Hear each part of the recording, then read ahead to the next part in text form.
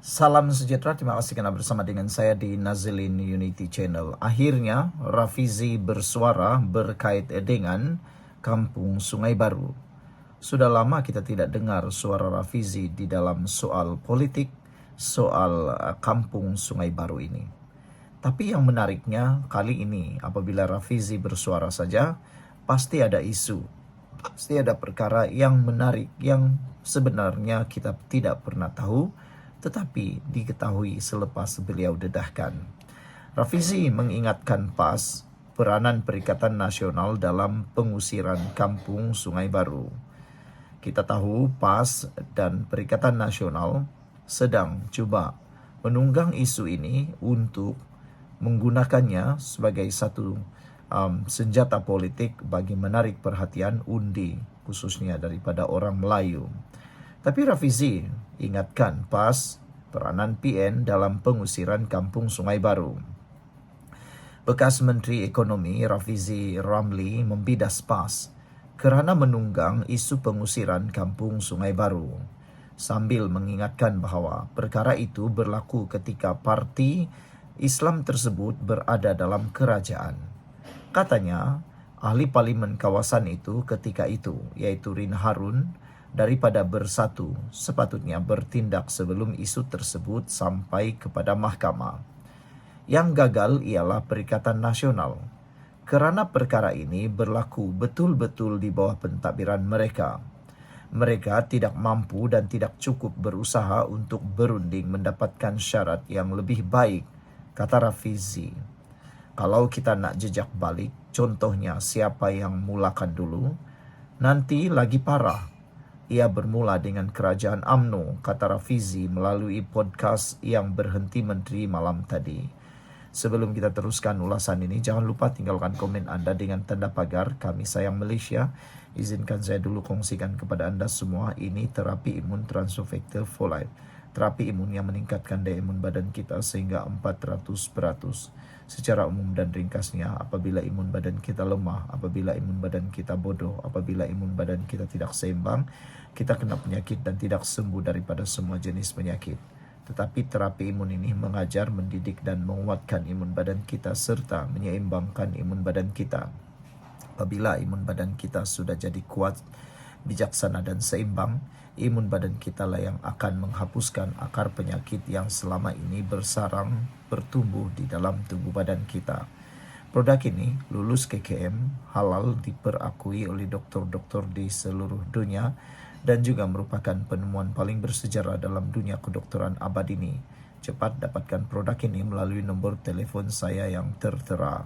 Saudara-saudara sekalian, apabila Rafizi mendedahkan, dia memberi maklum balas terhadap kenyataan Ketua Penerangan PAS Ahmad Fadli Sa'ari yang menyifatkan operasi itu sebagai amat tidak berperi kemanusiaan, kerana ia berlaku ketika rayuan penduduk dijadualkan didengar di Mahkamah Rayuan pada 3 Oktober. Perikatan Nasional guna Akta Pengambilan Tanah pada tahun 1960. Pada 2021, Kerajaan PN menggunakan Akta Pengambilan Tanah 1960 untuk merampas tanah tersebut sebelum menyerahkannya kepada pemaju. Pengusiran pada Khamis 11 September itu percubaan kedua pihak berkuasa sejak Julai untuk mengeluarkan 14 penduduk di kawasan berkenan yang terletak bersebelahan Kampung Baru, Kuala Lumpur. By leave, mahkamah bekerjasama dengan beberapa agensi berkaitan untuk melaksanakan operasi itu yang dijalankan melalui perintah mahkamah bagi memudahkan rancangan pembangunan semula kawasan itu oleh KL City Gateway Sdn Bhd. Majoriti penduduk telah berpindah selepas menerima tawaran pampasan daripada syarikat berkenan. Sementara itu, Rafizi turut mengulas amaran Fadli bahawa pengusiran di Kampung Sungai Baru menjadi isyarat awal apa yang berlaku sekiranya rang Undang-Undang Pembangunan Semula Bandar diluluskan.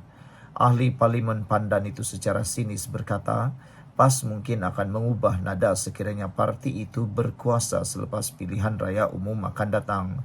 Lebih baik supaya parti-parti politik jangan menunggang orang susah, menunggang penduduk Kampung Sungai Baru. Sekarang nak menunggang siapa lagi semata-mata untuk menimbulkan sentimen dan kemarahan.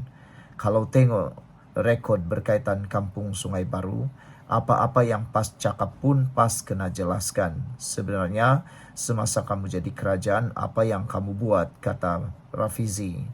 Bersatu macam PKR. Selain itu, Rafizi turut membandingkan Bersatu dengan partinya PKR. Katanya, orang ramai sebelum ini mengkritik PKR dengan mendakwa parti itu berpusat kepada presidennya Anwar Ibrahim. Namun perkara sama boleh dikatakan berlaku kepada Bersatu dan presidennya Muhyiddin Yassin. Dia turut merujuk laporan bahawa lebih separuh ketua bahagian Bersatu didakwa hilang kepercayaan terhadap Muhyiddin selepas 120 ketua bahagian menandatangani akuan bersumpah berkanun. SD mendesak bekas Perdana Menteri itu menyerahkan jawatan kepada timbalannya Hamzah Zainuddin. Dia maksudnya kalau lebih daripada separuh yang telah tanda tangan dan gesa berundur tu, saya faham niat mereka ialah akuan bersumpah tu maksudnya Muhyiddin tidak lagi mendapat kepercayaan daripada lebih separuh bahagian. Jadi maksudnya pergolakan itu besar bila dah sampai melimpah ke Perhimpunan Agung AGM Bersatu, katanya. Menurut laporan sebelum ini, 120 ketua bahagian berpendapat Muhyiddin tidak mampu memimpin Bersatu dan PN meraih kemenangan dalam pilihan raya umum akan datang. Walaupun AGM Bersatu meluluskan usul mengekalkan Muhyiddin sebagai presiden, sumber memberitahu Malaysia Kini bahawa seorang pemimpin parti masih akan mengemukakan SD tersebut kepada Muhyiddin. Sekian dulu untuk kali ini. Jangan lupa tinggalkan komen anda. Bye-bye. Salam sejahtera, terima kasih kerana bersama dengan saya di Nazilin Unity Channel.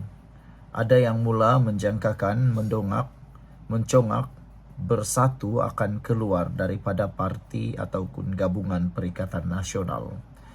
Pada pendapat saya, tiada yang mustahil di dalam dunia politik di Malaysia. Apa saja boleh berubah, apa saja boleh berlaku. Kalau hari ini mereka berkawan, belum tentu esok mereka boleh menjadi kawan lagi atau mereka mungkin akan menjadi lawan. Lihat saja pada Parti Pakatan Harapan, Gabungan Pakatan Harapan dan juga Barisan Nasional.